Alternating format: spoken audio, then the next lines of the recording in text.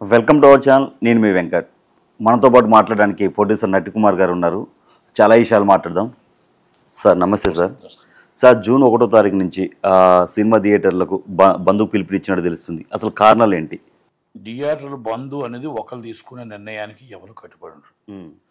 ఇది ఎంటైర్ 1400 మంది ఎగ్జిబ్యూటర్ల నిర్ణయం ఉండాలి. 1400 మంది అంటే 10% కోరం ఉండాలి. 140 మంది అని ఉండాలా, 150 మంది అని ఉండాలా. ఒక లీజు ఓనర్ 4-5 వచ్చి మేము శాసిస్తాం, మేము ఆపేస్తాం అంటే జరగదు. ఒకటి 1వ తారీఖు నాడు బంద్ అని మీరు చెప్తున్నారు. అసలు మీరు ప్రొడ్యూసర్తో చర్చించారా? మీరు డిస్ట్రిబ్యూటర్తో చర్చించారా? మీ పర్సంటేజ్ ఏం కావాలో అడిగారా? ఈ డేట్లో మాకు ఇవ్వకపోతే ఇదని చెప్పారా? మీరు జాయింట్ కమిటీ మీటింగ్ పెట్టారా? అసలు మీ మొత్తం జనరల్ బాడీ మీటింగ్ ఎగ్జిబ్యూటర్లు పెట్టారా? ఎంతమంది వచ్చారు? ఎంతమంది దీని మీద ఆమోదించారు? ఒరిజినల్ ఓనర్లు ఎంతమంది వచ్చారు? సిటీ ఎంత వచ్చి, ఏ క్లాస్ ఎంతమంది వచ్చారు? బి క్లాస్ ఎంతమంది వచ్చారు? సి క్లాస్ ఎంతమంది వచ్చారు? ఇది మీరు చెప్పిన పర్సంటేజ్ ఏ క్లాస్ సరిపోతుందా? బి క్లాస్ సరిపోతుందా? సి క్లాస్ సరిపోతుందా? దానికి డిస్ట్రిబ్యూటర్ ఒప్పుకుంటాడా? అలాగే ప్రొడ్యూసర్ ఒప్పుకుంటాడా? ఇవన్నీ మనం కూర్చొని మాట్లాడుకోవాల్సిన నిర్ణయాలు. ఇవన్నీ రాత్రి నేను చెప్పేస్తే మీరు చెప్పేస్తే కాదు. అది చిన్న మీటింగ్ కూడా జరిగింది అనుకో సార్. మీటింగ్ వాల్ జరిగింది. నేను ఈసీ మీటింగ్ లో ఉన్నాను. నేను ఈసీ మీటింగ్ 14 ప్రొడ్యూసర్ కౌన్సిల్. మా ప్రొడ్యూసర్ మీటింగ్ లో మాకు మామూలుగా జనరల్ వచ్చింది.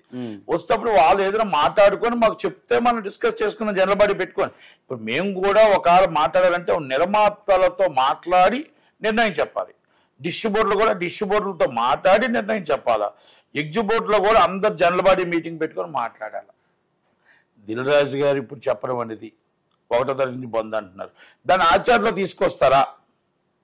మీరు ఆపగలుగుతారా? మీ మాట ఎవరు వింటారా? సురేష్ బాబు మాట వింటారా? సునీల్ గారి మాట వింటారా? ఫస్ట్ రేపు హరిహర వీరమల్లు 12 రిలీజు. అవును, జూన్ 12. పవన్ కళ్యాణ్ గారు అనౌన్స్మెంట్ చేసి రిలీజ్ కన్ఫర్మ్డ్ అన్నారు.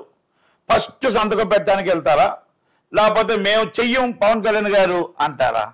ఫస్ట్ సంతకం పెట్టడానికి సునీల్ వెళ్తాడు, సెకండ్ సంతకం పెట్టి దిల్ రాజు గారు వెళ్తారు, థర్డ్ సురేష్ బాబు వెళ్తాడు. జూన్ అంటే వీళ్ళందరికి దానికి ఆన్సర్ ఏముంటుంది?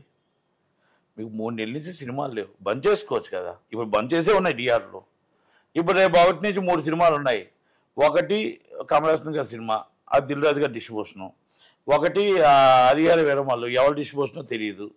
ఒకటి కుబేరా, నాకు తెలిసి ఏసియన్ సునీల్ గారు వీళ్ళే ఉన్నారు. మళ్ళీ అక్కడ ముగ్గురు వీళ్ళే ఉంటారు. అదే వాళ్ళు ముగ్గురే ఉన్నారు. మళ్ళీ కుబేర్లో కూడా ఉన్నది పార్ట్నర్ అనుకుంటా సురేష్ బాబు కూడా. మరి వీళ్ళే సినిమాలు ఆపేసుకుంటానంటే ఆపేసుకోవచ్చు. అంటే ఎందుకు సార్? అంటే అటు చూస్తే ప్రొడ్యూసర్ పాత్ర, ఇటు చూస్తే డిస్ట్రిబ్యూటర్ పాత్ర, ఇటు చూస్తే ఎగ్జిబ్యూటర్ పాత్ర. ఇప్పుడు నేను ఒక ప్రొడ్యూసర్గా, ఒక డిస్ట్రిబ్యూటర్గా, ఎగ్జిబ్యూటర్గా నేను ఉన్నా. కానీ మీరు ఎవరిని పిలవకుండా మీ ఇష్టం వచ్చే నిర్ణయాలు తీసుకోవడం is not correct. Dil Raju గారు గేమ్ చేంజరు సంక్రాంతికి వస్తున్న ముందు నా నుంచే మొదలు పెడుతున్నాను. నందమూరి తారక రామారావు గారు అన్నగారు ఒక మాట నాకు గుర్తుందా? నా ఇంటి నుంచి మొదలు పెడితే ఆడపిల్లలకి సమాన హక్కు ఇస్తూ నా ఇంటి నుంచి మొదలు పెడతానని చెప్పిన మాటలాగా నా నుంచే మొదలు పెడతాను ఈ పర్సంటేజ్ సిస్టమ్ అని చెప్పి, నిజంగా కానీ 2 సినిమాలు అప్పుడే పర్సంటేజ్ సిస్టమ్ మొదలు పెట్టుంటే, లేకపోతే నేను సినిమాలు రిలీజ్ చేయని థియేటర్లో ఆపేసి ఉంటే బాగుంది కదా. మీది అయిపోయింది, మీ తరం అయిపోయి ఇప్పుడు మళ్ళీ తక్కిమా వాళ్ళు వస్తే ఆపాలని చూస్తారు. మీకు ఎలా ఆచరణలోకి వస్తుంది? నేను ఇది అంతా డిస్ట్రిబ్యూషన్గా మీకు 99 కోట్లు సినిమాల లోపల ఉన్నవి. మీకు సంవత్సరం 48 వారాల్లో 40 వారాలు పర్సంటేజ్ ఆడుతున్నాం. పర్సంటేజ్ ఆడుతున్నా 50-50 ఇస్తున్నారు. ఇప్పుడు ఎగ్జిబ్యూటర్కి నష్టం వస్తుంది, ప్రొడ్యూసర్కి నష్టం వస్తుంది, డిస్ట్రిబ్యూటర్కి నష్టం వస్తుంది. అలాగే మీరు రెంట్ అడుగుతుంది. 8 వారాలు ఆడే రెంట్ కోసం గొడవ, 8 వారాలు కూడా ఆడలేని రెంట్ కోసం గొడవ అని అడుగుతున్నా. 100 కోట్ల నుంచి 1000 కోట్లకే ఆ రెంట్ గొడవ. వాళ్ళు తీసేది 3 సంవత్సరాలకు ఒక సినిమా. ఈ హీరోలు అందరూ తీసే సంవత్సరం కోసంటే ఒక సినిమా వస్తుంది. అది వస్తుందో తెలియదు, రాదో తెలియదు, సంవత్సరం ఉందో తెలియదు, ఉండదో తెలియదు. అలాంటి సినిమా కోసం 8 వారాలు రెంట్ కోసం మనం కొట్లాడుకోవడం అవసరమా? మీరు 100 కోట్లు దాటి రెంటర్ పర్సంటేజ్ పెట్టుకోండి.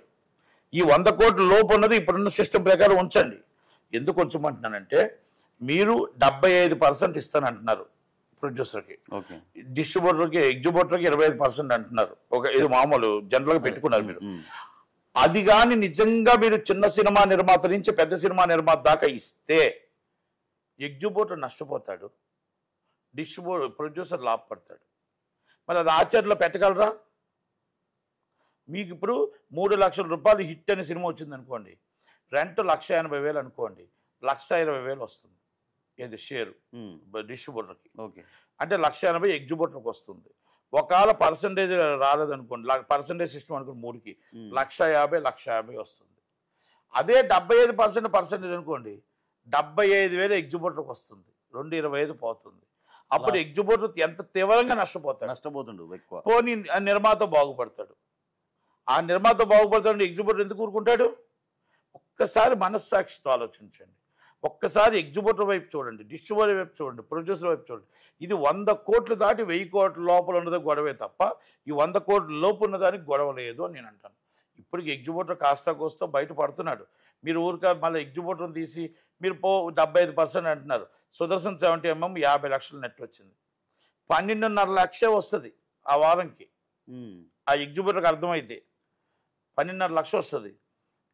కానీ పర్సంటేజ్ సిస్టమ్ వచ్చేటప్పటికి 75% పర్సంటేజ్ సిస్టమ్ వస్తే ఎంత పోతుంది ఒక్కసారి అర్థం చేసుకోండి. మరి ఇవన్నీ ఆలోచించుకుంటేనే కదా మనకి 7.5 లక్షలు మీకు రెంట్ వచ్చేది కదా. రెంటర్ పర్సంటేజ్ 5 లక్షలు తేడా వస్తుంది. అంటే 8 వారాలు వచ్చే రెంట్ కోసం ఆలోచిస్తామా? 40 వారాల పర్సంటేజ్ కోసం ఆలోచిస్తామా? కనుక పెద్ద మనసుతో అందరూ ఆలోచించుకొని కూర్చొని మాట్లాడుకోవాల్సింది తప్ప ఇలాంటి నిర్ణయాలు కరెక్ట్గా ఇది దిల్ రాజు గారు ఖాళీగా ఉండి, సునీల్ గారు వీళ్ళందరూ కావాలని వాళ్ళు ఖాళీగా ఉండి ఆడుతున్నది తప్ప ఇది ఏ ఎగ్జిబ్యూటర్కి ఇష్టం లేదు సినిమా థియేటర్లు ఆపాలని.